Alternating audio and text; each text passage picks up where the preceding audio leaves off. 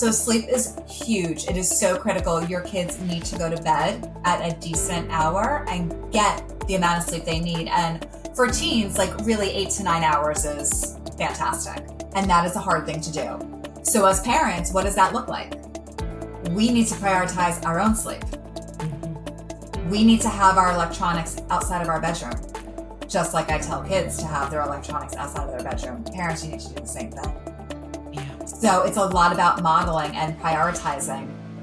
Hello, everyone, and welcome back to another episode of Wellness for Life. I'm your host, Niki Wolf, and today we're going to be focusing on teen mental health, an incredibly important topic that impacts families everywhere. And I am joined by Keri Cooper, a licensed clinical social worker and the owner of Keri Cooper Holistic Therapy in Northern New Jersey. She specializes in working with teens, helping them build the tools they need to navigate life in a healthy way. She's also the author of 2 fantastic books, Mental Health Uncensored, 10 Foundations Every Parent Needs to Know, and Mental Health Uncensored, 10 Foundations Every Teen Needs to Know. She takes a holistic approach to therapy, and today we're going to be sharing some insights, or having her share some insights on supporting teens' mental health, daily habits, and so much more. Keri, thank you so much for being here. Welcome to the show. Thank you so much for having me.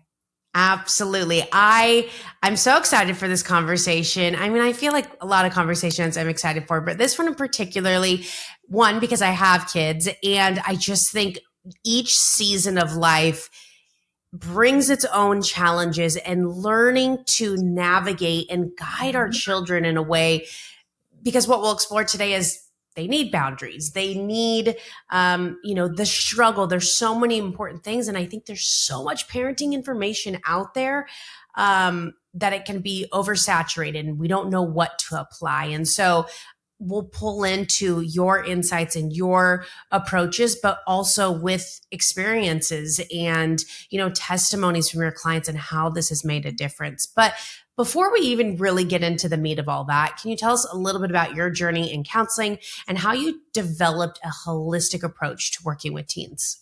Absolutely. So I was trained very traditionally. I always knew I wanted to be a therapist, and that was really from my own upbringing and in high school, and kind of being a bit of a rebel and not really ever having an adult to talk to without judgment, who's actually able to lead you and give you advice without it sounding judgy. And when it sounds judgy, you just shut down. You're not going to listen to it.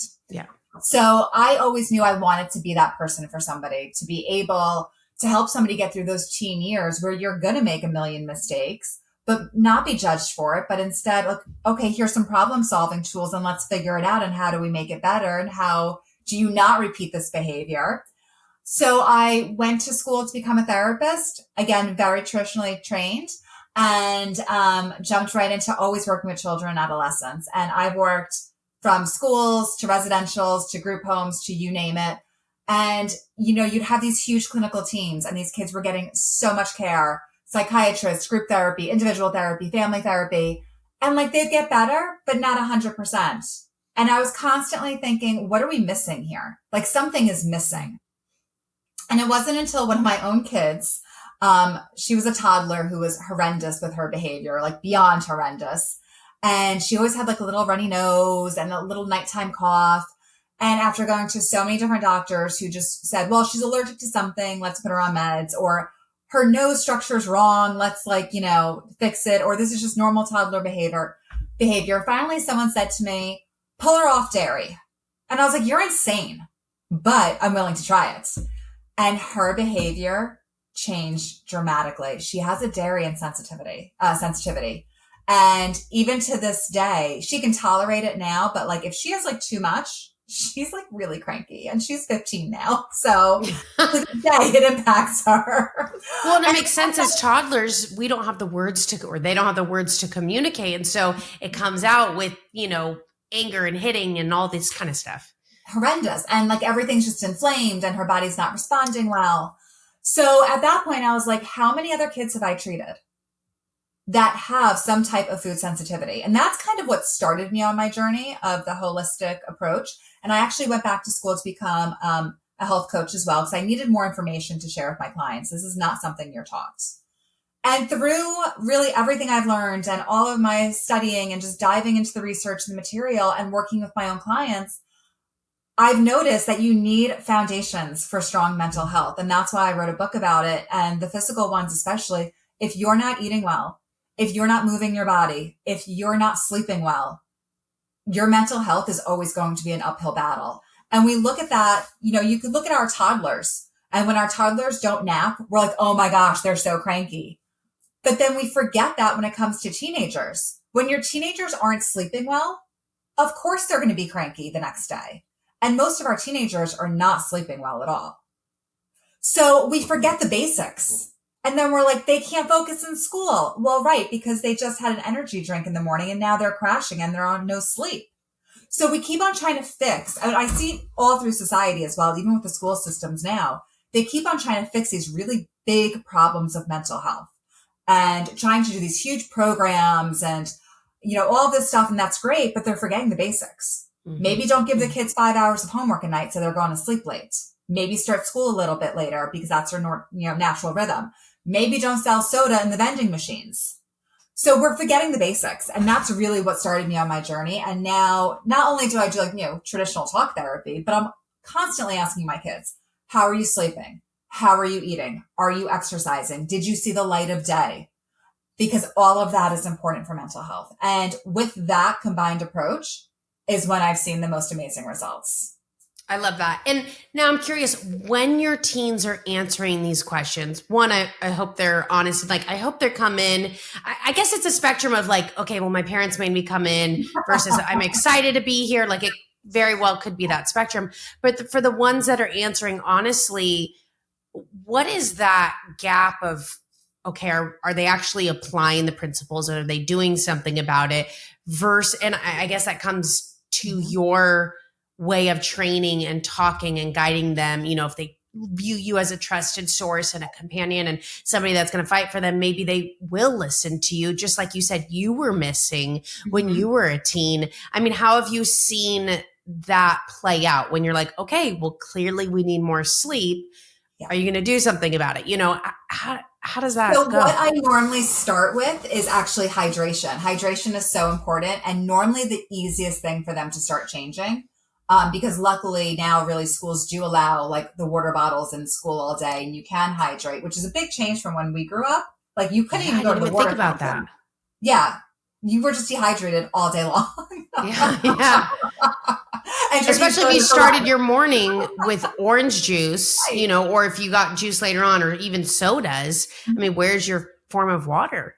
Right. So normally I can get them on the water kick first to because once you make one small step and you start feeling a little bit better, you're more likely to make other steps. So it's like one habit at a time. And normally hydration is the easiest one for them to start with.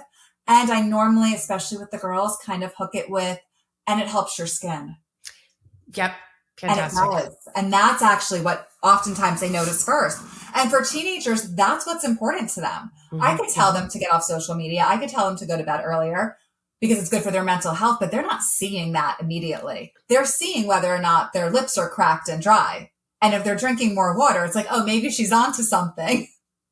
Absolutely. I was just having a conversation yesterday about the things that we did in our 20s. We know that, down the road it's going to impact us, but we don't care because that's so far away. It's right now. What do we care about? And I even think about teenage boys, the amount of hormones going crazy and, acne. I mean, I knew so many in middle school, high school. And so I can imagine that skin thing probably works for boys as well. It does. Yeah. It does. That's definitely been a trick I found over the years. But also, when they do come to me, even if they're forced to come to me, we form a relationship really quickly. This is my population. This is what I work with. And this is what I love to work with. And I think they realize that pretty quickly. So I'm a safe place for them. And they've realized that I really am like on their side.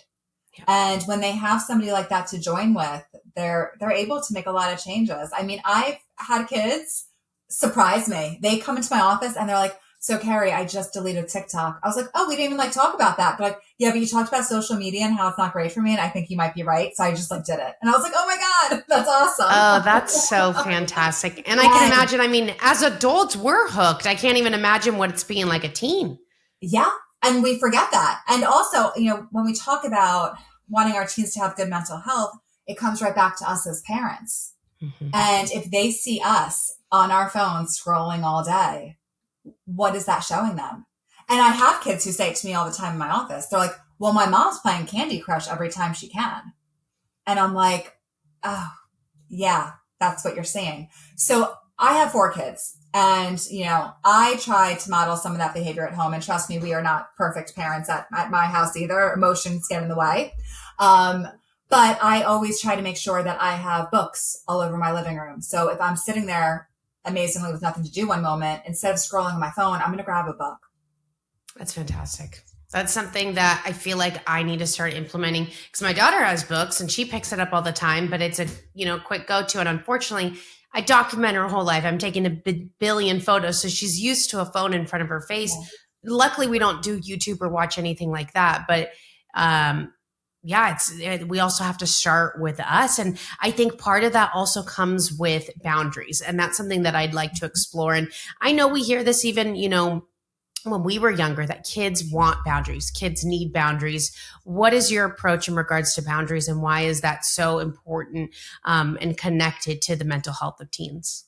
I think when we talk about boundaries, we need to look at why are we doing something and why are we not doing something as parents? If we're not doing something because we don't want our kids to be mad at us, that's a problem. Mm-hmm. If we're doing something just to try to gain some type of control, that's also a problem. Like it needs to be for a reason. So if I'm telling my kids, if I have a strict curfew for my kids, what is the reason behind that? I don't know, because everyone told me I should. I have no idea. Or am I going to play it by ear, and every time they go out, maybe it's a little bit different based upon what's going on that day, and me and my kids are talking about that. I'm still setting it at the end of the day. I'm still telling you what time you need to be home. But we could have a discussion about it. So I think when we talk about boundaries, we have to kind of look at why are we doing the boundaries that we're doing? And in terms of lack of boundaries, it's been a big swing with parenting over the years. Mm-hmm. And we're now in a state where there's a lot of less boundaries, and parents kind of want to be their kids' friends. Yeah. You can't be their friend and then also be able to discipline them. It doesn't work. That doesn't mean you can't have a good relationship with them, but you can't be their friend. There's a big difference. So when kids are asking you to buy them alcohol, to buy them fake IDs, is this behavior of a parent or of a friend? And, I see way too often parents engaging in these activities because they justify them in their head. Well, they're going to get it somewhere. Well, I'd rather drink a White Claw than a vodka. I mean, they're still drinking vodka anyway. But, parents are trying to justify it. But really, at the end of the day, it's because they don't want to say no to their kid. Yeah. Yep. It's weird. Inherently, when I was younger, I went to have a sleepover at a friend's house. And I remember they had a food fight at the table, and it just felt so off. And granted, it's not that you can't be playful, but just something didn't feel right about it. And I remember I called my mom and had her pick me up. And to this day, my mom always said, I will be your friend when you turn 18 and your parent. I need to. And I love what you said. It doesn't mean we can't be friendly or have a relationship with them, but to kind of side or gossip with them, or like we are the ones instilled to lead them to be good citizens and adults in this world. And so we have a very short window to live that out. Again, it doesn't mean you can't love them and cuddle on them and have fun and play, but there comes a line, and like you said, I didn't even think about, okay, well, let me buy the alcohol, but I think, or let me do their homework for them, or because if they get in trouble, then it's going to create more consequences for me. Maybe I have to leave work early to go pick them up. Like I can imagine there's a lot of reasons more for convenience where we just allow them to do these things because it's just going to be more work. And I can also see that start as a toddler. Like it's easy. Okay, well, I'll just let them eat while we're driving, while they're on the couch or whatever that might be. Yeah, absolutely. Or my kid forgot their toy for show and tell. Let me go drop it off. Yeah. Yep. Yeah. You don't need to be running up to the school. Like they need some natural consequences, even when they're young, they need to learn that like, it's okay if something doesn't go their way. They're going to be able to figure out, they're going to be able to problem solve it. And that's something that unfortunately, because we keep on kind of saving our kids, they haven't learned. And I see that happen a lot come college. These kids can't problem solve at all. They don't know. And a lot of that is also because we now have instant communication with each other. So a lot of times kids are at school, middle school, high school, whatever. Something goes wrong with a friend. They're texting their parent. So-and-so just said this to me. What do I do? And the parents are responding immediately. Oh my gosh, tell her this. You don't need to do that. They don't need to instantly, like they could have a minute. Give them a minute to try to figure it out and problem solve, especially at that age. You don't need to dive in and save them constantly. Like oftentimes, I tell parents, pretend like cell phones don't exist and you're working in New York City and no one can get a hold of you. They don't need you while they're at school. And I know schools are having a really big issue right now with cell phones, and it's so distracting and it's so bad for mental health. But the school districts around me, at least, who have really tried to say, like, your kid cannot have a phone during the day, the parents are firing back and being like, no, my kid needs to get a hold of me. What if there's an emergency? If there's an emergency, somebody will get a hold of you. There is emergency contact information. Somebody will get a hold of you. Yeah, how did we do this 20 years ago or 30 years ago when we didn't have phones? You know, if you call 911, they call the parents. Absolutely. And I think that's where we have to be critical thinking as parents of, and I don't know what this looks like, and I'm not at that stage yet, of what schools we allow our children in and what are their rules on cell phone policy. I think that's a big key. Yeah. Yeah. And the schools, I will say, have noticed it is so horrendous for these kids to be walking around all day on their cell phones. First, they're not social. They're all sitting at lunch literally on their cell phones. Yeah. They're, in the hallway on their cell phones. Like they're not communicating. It takes away from that social interaction. And then they're also just like a ball of anxiety because who's posting what about them and who just said this and who didn't open their Snap. And it's all this stress they just don't need. And then, of course, they're texting their parents, and now their parents are stressed out because they're like, this person's being mean to me. And the parents are like, oh my gosh, like my kid's having a horrible day. And it's just so much unneeded stress. Totally. I think it very much has swung in the other direction. And I wish I could apply. Are you familiar with Joanna Gaines? No. Okay. So Magnolia Farms, she has like a line at Target, cooking show. Her and her husband did like a lot of house flips. Anyways, her and her family blew up and she has, 5, 6 kids, but her protocol or her rule is the children cannot have cell phones until the summer going into college. I wish I could do something like that. And I can imagine though, the health benefits, but then also, kids might get made fun of if they don't have a phone. There's so many boundaries, but I do think we have to look at the end of the day, there's going to be pros and cons. There's going to be consequences. There's going to be rewards from it.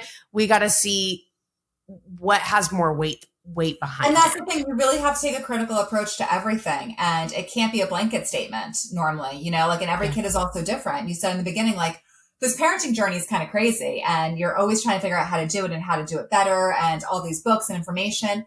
But what works for one child does not work for another child, even within your own family. So you go through the toddler phase with one kid and you're like, yes, I got it. I figured this out. And then the next one is completely different and you have to refigure it out. Absolutely. One thing that I heard maybe a year ago is that we need to, and I feel like this can go for any age, we need to let our kids struggle more. So for instance, yesterday I was at the park and my daughter, she's 18 months and she was trying to get on this like little bumblebee thing. And I'm letting her do it by herself. And it's kind of hard and high to get to. And she tried and tried and tried. 15 times. And normally at that point, okay, you pick them up and you put them on. And I just, in the back of my mind of like, let them struggle. And it is the most rewarding thing when they achieve it completely on their own. It is so exciting for them, but I think more so for you. You're allowing them to struggle, to learn new ways to navigate how to problem solve. So I think, again, this starts from a very young age to older. What are some other maybe examples or experiences where you've kind of pushed or encouraged the teen to problem solve a little bit more? And have you been able to see that transformation in them? Yeah, I think the moment they start realizing that they don't need to ask somebody else to save them and that they could figure it out on their own, they do. And I see it a lot with homework. So parents come into my office a lot with the homework battle. Oh my gosh, I'm yelling at her all the time. Do your homework. She's not. It's late, blah, blah, blah. And what I say to parents every time is, stop. Back off of the homework. Do not check the grades. Do not check the homeworks. Back out. Your child can handle this on their own. Now, that's true for 90% of kids. Some kids, because of learning disorders or whatever, really can't. But most of the time they can. When the parent truly, truly, truly lets go, the kids' grades have come up every time. That's wild. Because now they know they are responsible. And they can't blame, well, mom, I studied with you. You didn't show me the right stuff. Like, they can't blame anybody else. It's now just on them. And then they have ownership. And they do. They meet the challenge.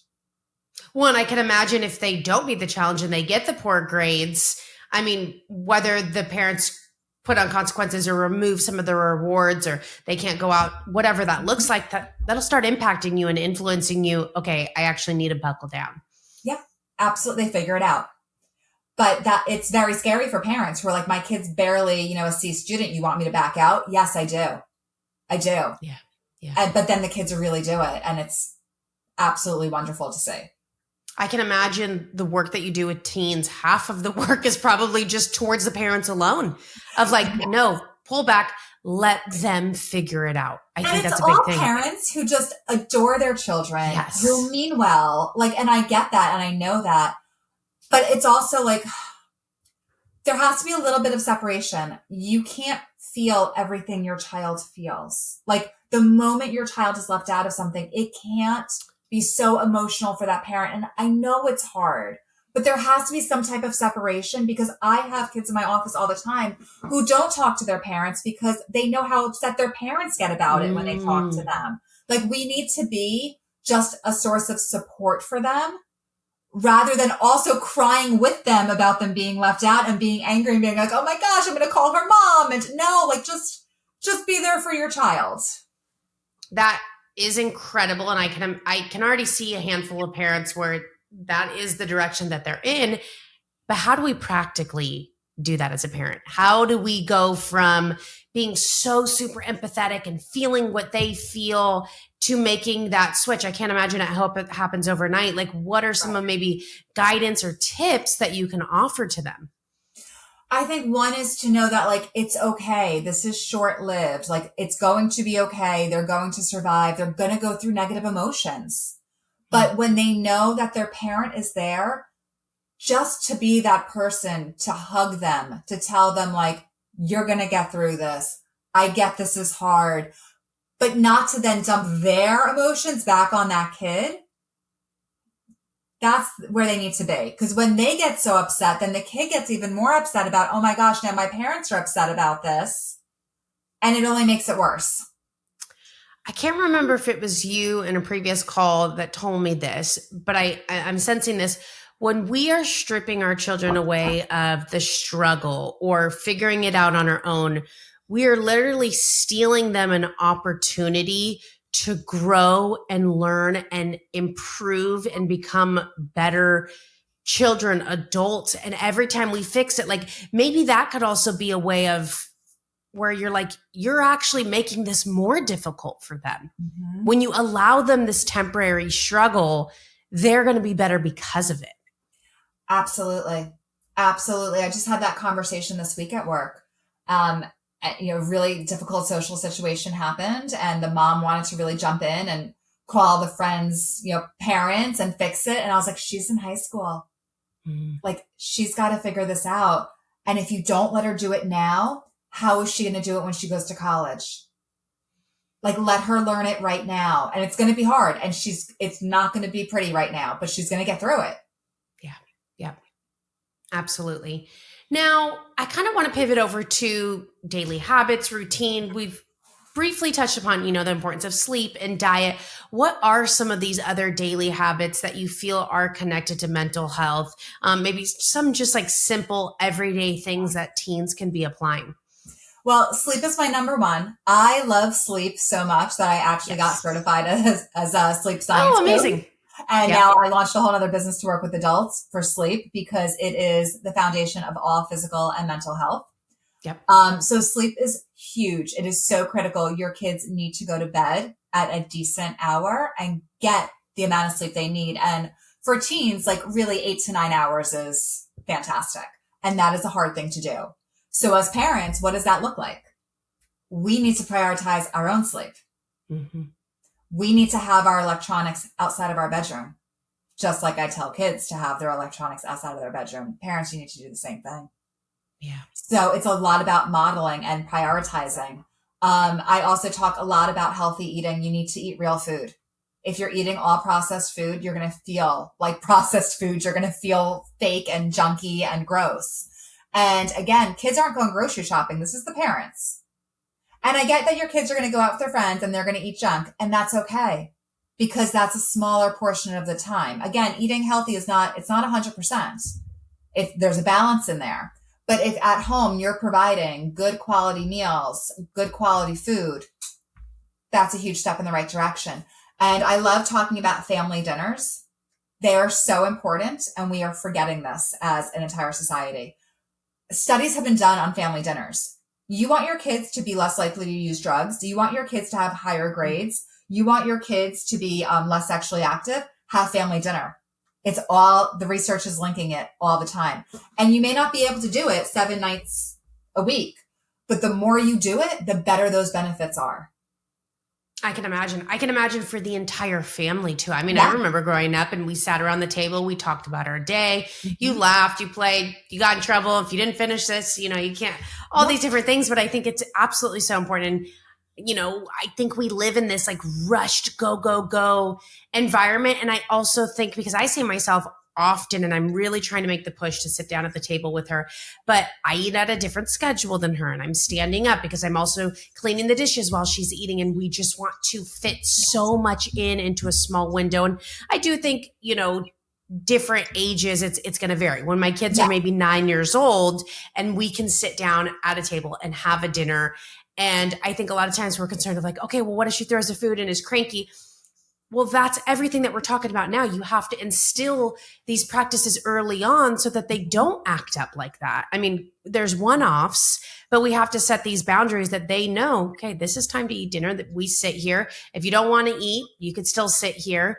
I think too, I'm curious your thoughts on, if you get into this, if they don't want the meal and we constantly offer other things or snacks or something that they want.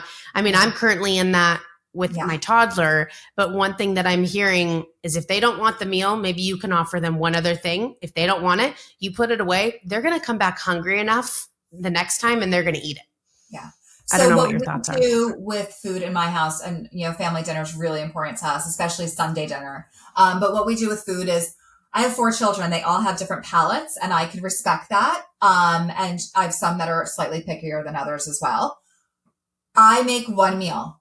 In that one meal is normally elements of something that everybody kind of will eat. So I'll never just make like a pure pasta meal because I have some kids who really don't like pasta. So I'll do, like a healthier pasta with some pesto and like some meatballs. Like somebody's going to eat some element of it, but that's dinner. If you don't eat my dinner, you get a banana. And that's that. I'm not a short order cook. Mm-hmm. And what I've also noticed over the years, I've been a therapist for 25 years. What I've also noticed is that there are more and more food issues with children in terms of pickiness, to the like severe pickiness. Like I'm talking like 18-year-olds who still only eat chicken fingers and French fries. Mm-hmm. And that is because they have not truly been forced to try new foods. And even before my kids go for that banana, you have to try at least one bite. You have to try a bite. One bite's not going to kill you. Because they need to be exposed to the same food, sometimes over 30 times before they can really decide whether or not they like it. But I think this whole concept of, constantly just giving them kid food has really ruined their taste buds. And it's not normally nutritious, the kid food anyway. Mm-hmm. And I think looking back on my whole journey as parent as well, I really wish that the moment my son was able to like eat any type of food, that he was just eating exactly what we were eating. And there was none of this like, marketed like, oh, toddler friendly. Like, no, he just should eat what I'm eating as long as he's not going to choke on it.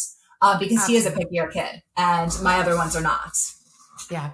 I'm finding that I'm starting to get my daughter helping us in the kitchen. So Yes. she sits down and she makes her smoothie with me. So we put everything up there and we throw beets in there. We throw frozen zucchini, frozen avocado, chia seeds. Now, granted, there's fruit. I do a little bit of protein powder, but she's so excited when it's done that she'll drink the whole thing, no matter what it is. And so I'm finding that if we can get their hands involved, and maybe that even starts in the garden of growing their own vegetables, if they can get involved and they're involved in the process. And then I also think, at least what I'm experiencing, because there is a spectrum and I want to make sure that I get her adapted to new flavors, because my husband and I, we're such creatures of habit and we eat the same thing all the time. And I'm like, I want her to have diversity. I want to mix it up.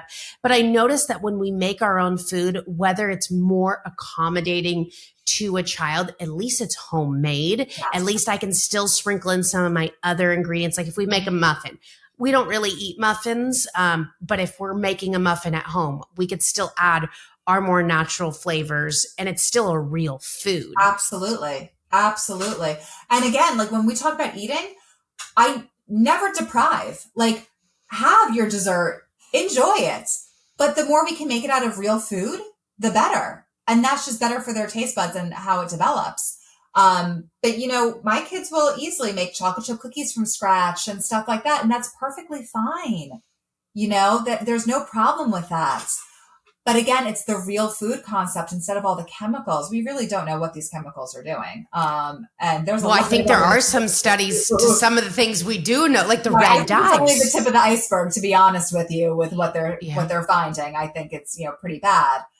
So the more we could just get them, and cooking is such a life skill that so many of these kids do not have. And I have to tell you, when parents come to me and they're like, I want my kid to be more confident, my response to them is make them do chores. Because I was just going to get into that. Yep.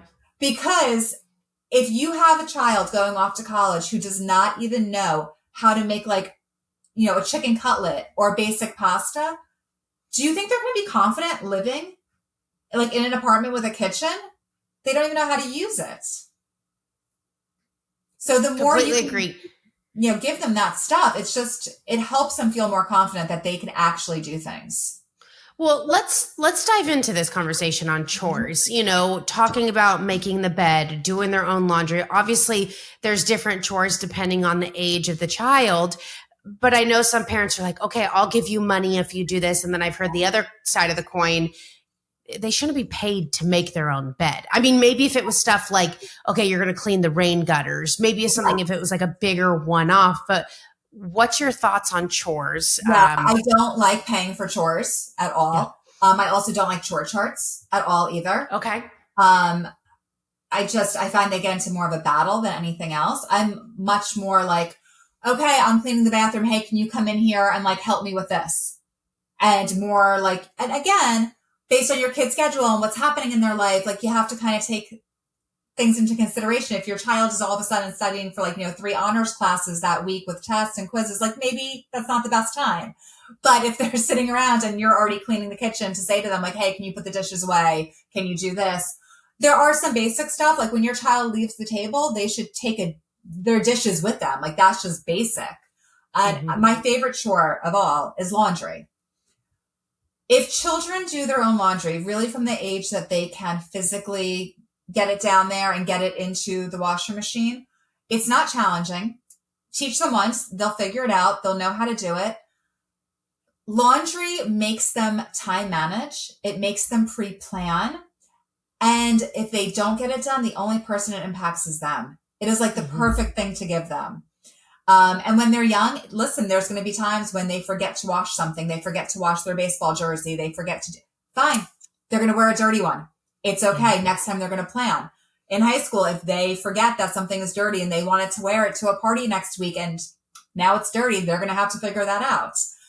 But it's about planning. So, and it's about time management. If they know they're out for the next 2 days, when are they going to get their laundry done? And again, if they don't get it done, it only impacts them. But that also means parents shouldn't nag them about it. When are you doing your laundry? When are you doing your laundry? No, just give it to them and let them do it. Yeah, I love that. I think that is an important factor, that nobody else is going to feel that consequence but them. If they have to pull it out and it's somewhat wet or it's wrinkly or it's smelly and dirty. And I think I can see parents were like, well, I don't want somebody to make, like, that is your own issue. If you feel, not the word threatened, but if you're afraid of another adult judging you for that. I remember I saw another video where this dad is like carrying a screaming child out of like a Home Depot. And he's like, some parents are on the side staring. He goes, trust me, if I was stealing a kid, it wouldn't be this kid. Like, you have to own, that the kids are going to be wild. Teens are going to be wild. And to your point of, we have to let them figure it out. Mm-hmm. Yeah. Laundry is literally my favorite thing to task them with at an early age. I write a whole thing. When did you start this with your kids? My kids have all been doing their own laundry since probably around kindergarten. Fantastic.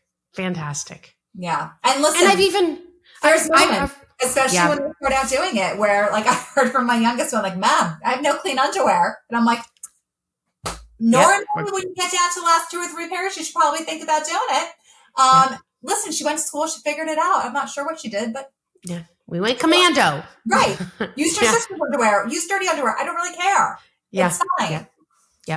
Yep. You got to figure it out. And I even there's little things, again, my daughter's 18 months, but having her take the clothes and put it into a basket. And because at this age, they just love moving things into different containers. So kind of getting used to that. I mean, when we're making smoothies, she takes the chia seeds or the protein powder and dumps it over. Same thing for laundry detergent. And I haven't even thought of starting with that, but pouring the laundry detergent, she holds it and she can dump it out. And so I feel like we can start this stuff at an early age. So you mentioned, clearing the table, at least from their stuff.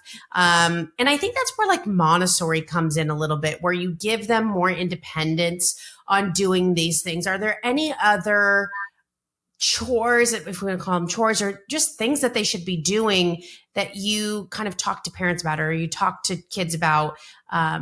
Any other things that come to mind?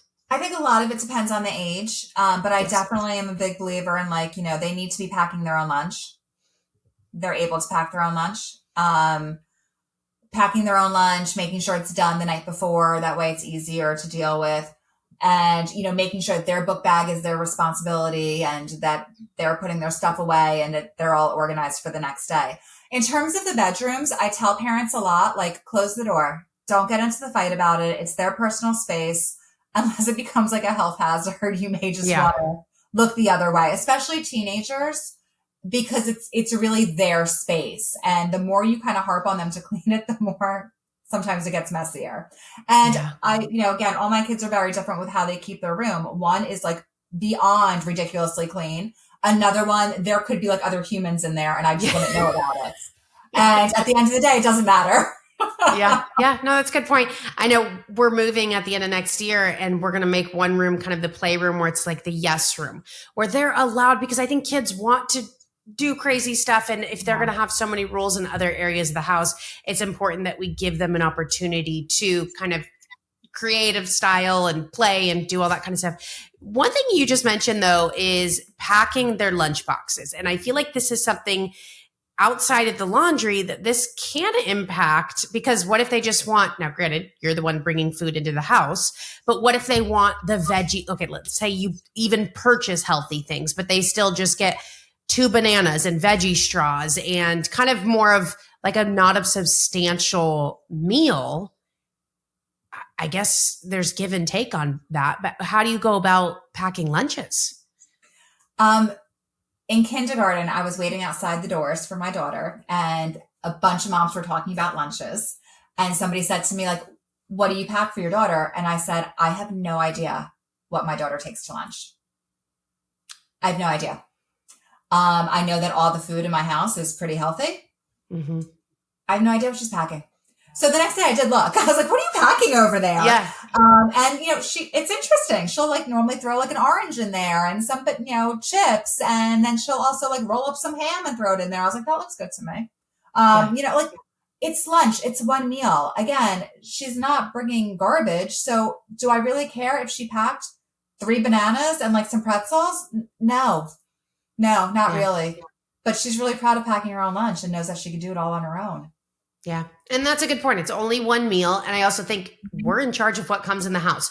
Also, from a Mm-hmm. very early age, we put the food on their plate. And if they get adapted to some, like my daughter's obsessed with broccoli, I can imagine she's probably going to be packing a little bit of broccoli along with some of the other things. But when we at an early age provide them these opportunities to try new foods, hopefully that'll kind of increase the chances of them consuming it. And also, I think there is a bit of peer pressure. You see your friends all eat peanut butter jelly sandwiches or ham and cheese sandwiches. You're going to probably come home and want to make your own. Or, Mom, can you show me how to make this? I'm hoping Mm-hmm. that's the case.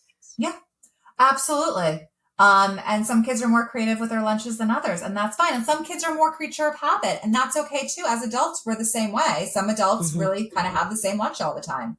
And again, as long as it's not like just junk, it's fine. It's one lunch. Like, we don't always need to get into battles. Like, Yeah. you have to kind of ask yourself, is it worth it?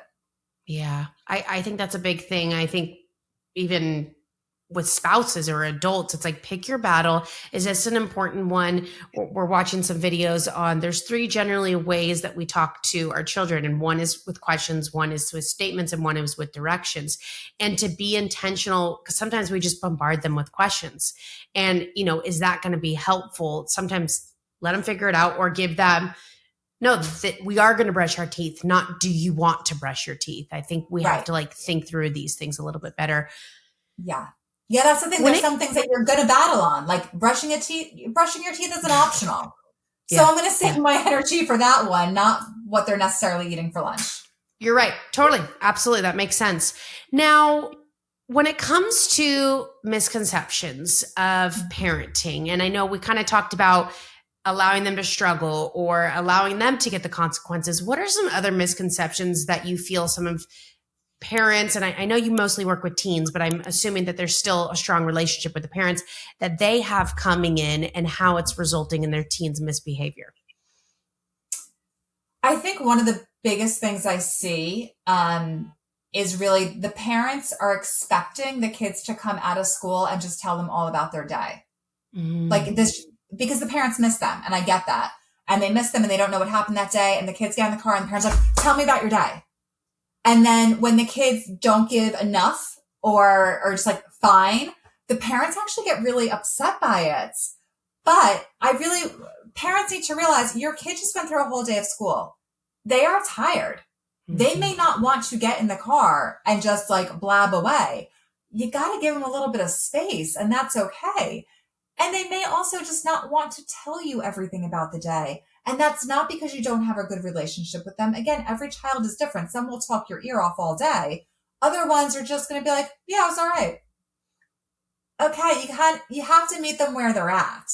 Just because your expectation is that they should come home and tell you everything doesn't mean that's reality. Absolutely. I remember growing up and they would ask me this and I'm just like, ugh, like fine. But I even think about the days that I pick up my daughter from daycare. She's probably been go, go, go all day. Yeah. When she gets in the car, she's as quiet as she ever is. She just wants to chill for a second. I'm sure that they want food. They need to kind of just find that, because now they're in a safe zone. Not that daycare is not safe, but now they're in their spot that they can just take down their walls and relax and just chill. And I think that's good. It's like, give them a little bit of that space. Now, what are your thoughts about like, okay, an hour has passed or it's dinner time where we start, maybe, I remember like, tell me one good thing. I just remember because you were like, tell me about your day. And they're like, I don't want to say anything. And you're like, fine, tell me one thing that you learned today. But what are your thoughts kind of like maybe at that dinner time conversation to kind of bring it up? Yeah, that's the perfect time for dinner time conversation. And, was something funny today? What made you laugh today? Sometimes those get better responses than just how was your day, Yeah. No, that's fantastic. I love that. Now, for parents listening, what would you say are a few practical tips? And I know we've already covered a ton, but some other standout tips that they can implement today to support their teens' mental health. I really think family dinner is a huge, huge, huge one. So family dinner. And if you can get your kids cooking with the dinner, even better. That's phenomenal. It's a life skill. Getting the phones and all the electronics out of the bedroom is a huge one. It really does negatively impact them. It impacts their sleep. It impacts just their mental health. Get the phones out of the bedroom. And also make sure that you're not overscheduling your children. Mm. That has been a trend lately, and kids need downtime. They do not need to be on the go all the time. Yeah, I love that. And I think something that can naturally come up for a lot of people listening when you talk about put the phones out of the bedroom, because I've heard this from adults. Well, they need it for their alarm. Nope. Get an old-fashioned alarm clock. Nope. Yeah, we all have alarm clocks, like, $10 battery operated alarm clocks. Yeah. Yeah. And then I think, okay, because I read into this and I was like, well, I don't want the light emitting, put some stickers on it or do something. Or there's probably alarm clocks now that are like pitch black that don't emit all these lights. Mm-hmm. There's so much available. There's so much available. Get the phones out of the bedroom. Yeah. And I can't recall what time schools are starting, but I know it's really early. So you said making sure they go to bed at a reasonable hour. What is your experience? What is roughly reasonable hour, especially if we want them to get an 8-9 hours of sleep? Right. I'm guessing bedtime's at least 8-9 o'clock. So it completely depends on the age of the child. It also depends on activities, which are also happening at night. What I do find is that they don't have electronics in the bedroom, they will go to bed earlier because they're not scrolling through their phones or watching YouTube. So that is actually the easiest way to get them to go to bed earlier, because what else are they doing? Yeah. And it also depends on the age. You can't really force your 17-year-old to go to bed early. Like, you just can't do it at some point. But if you start it off when they're young to where, you really prioritize bedtime, and also as parents that you're prioritizing your own bedtime and you're not in the kitchen cleaning at 11 o'clock at night, that you're now in bed, you kind of set that up for the house. Like, this is what we do. We go to bed. Absolutely. And I almost think having kids kind of pushes you to be like, you have to, okay, well, I need to cook them something healthy, so I'm going to eat something healthy. You tend to probably walk more because you're going to the park with them. So you can utilize this as your own health component of, okay, I want them to go to bed early, so now I need to start, doing this, putting my phone away, leading by example is only going to better your health. Yeah. Yeah, absolutely. My health was never better after I had kids. Like, kids is what really helped me to be so healthy.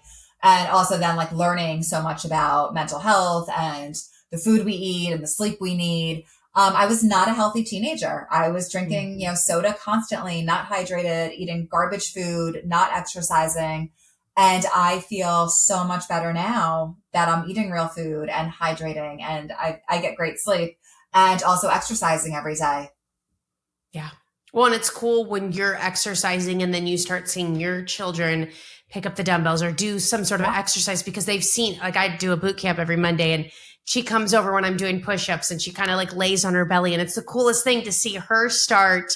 Okay, I see what mommy's doing. And my husband works out every morning.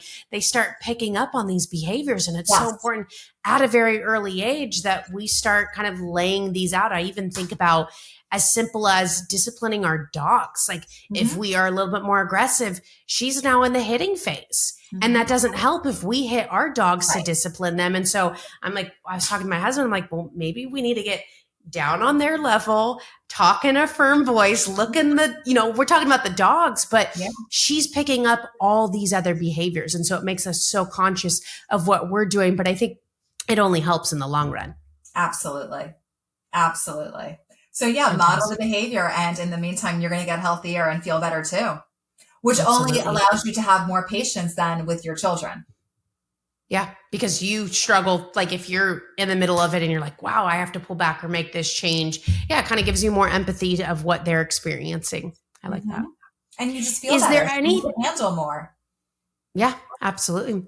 Is there anything today that we haven't covered that you think is important in the conversation around teen mental health, whether that's to teens, practical things that they can apply, or our parents, or just, caretakers? I think one of the other things that, we talked about a lot, but one of the things I do want to mention, and I do talk about it in both of my books, so I find it to be really important right now, is setting boundaries, not just as a parent, but modeling it with when we don't want to do something, not being a people pleaser and constantly saying yes. And that's really important for our teens to hear, especially our teen girls, who may not want to go somewhere with their friends but feels bad about saying no, who, Mm. has homework but is stuck on the phone with a friend who's having a problem, and she's, now having a problem saying, I need to go and do my homework. Boundaries are really, really important. We have to teach our children that they're allowed to say no. And as parents, we also need to be able to not be pulled in 20 different directions and pick and choose what we want to do and say no to the things that we don't want to do. I can see how this can be so impactful on anybody's life. But in this situation, you're on your phone with a friend who's going through something difficult, you have homework. How do you give guidance on how to go about that? Right. Well, they are not their friend's therapist. They could be empathetic, they can listen, but at some point you just need to stop. Like at some point you just need to be like, I'm so sorry you're going through this. Let's chat again tomorrow. But we can't turn our kids into crisis counselors. Mm-hmm. And unfortunately, that is 100% what's happening with many of them because there is such a mental health issue going on. And that's not fair to dump on them. They're not trained to do it. They're not qualified to do it. And that's another reason to get your kids' phones out of their room, because at 3 a.m, no good phone call is coming in. And don't put your kids in that position where their friend is now in crisis and reaching out to them and telling them horrendous, awful things and making them feel like they're responsible for their lives. I can imagine available. We could probably start applying these in smaller ways. Like that seems like a big thing to be able to go from, not doing anything to now all of a sudden, sorry, got to go. I'm sure that there's opportunities in smaller ways that we can approach this situation where they start building this confidence. They start knowing how to do this. I mean, I've seen this trend where your kid has never made a dentist appointment, where you sit there with him and, you kind of guide them. They're on the phone, and we start providing more opportunities for them to do these more smaller, maybe not as impactful things. I think about when I was young, my mom had me go, it was probably McDonald's, like go up, here's your money, and you do your ordering. So it's not like it's going to make a huge effect if it goes bad, but start giving him that confidence and that independence from a very early age. Absolutely. That's so important to be able to give them a grocery list when they're older and say, can you grab my groceries for me? Like go run in, Yeah. It's a life skill. But kids today, so many times when they come into my office telling me they're overwhelmed and stressed and we start talking about it, it's not actually their own stress. It's other kids' stress that has now been dumped on them. And unfortunately, we just swung too far the other way by telling kids that they're responsible for everyone else's mental health and feelings, and they're not. And that's a big thing to put on them. They could be good humans. We always teach our children to be good humans and to be a good friend and to be empathetic. But that doesn't mean that they need to sacrifice themselves for other people's feelings.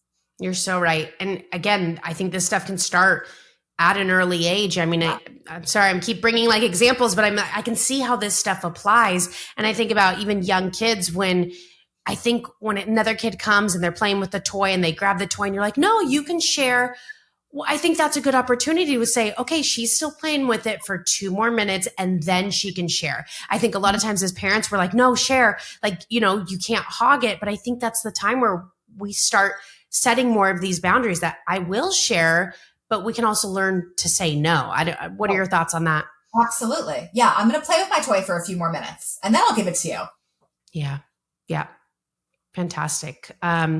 This was incredible. I loved diving into this. I think teen mental health is no more important now than it ever has been. And I do think it has kind of swung in the other direction. I think parents need to put their foot down a little bit more, and they might be the ones that need to be going into therapy and getting this guidance in this direction, because our kids want these boundaries.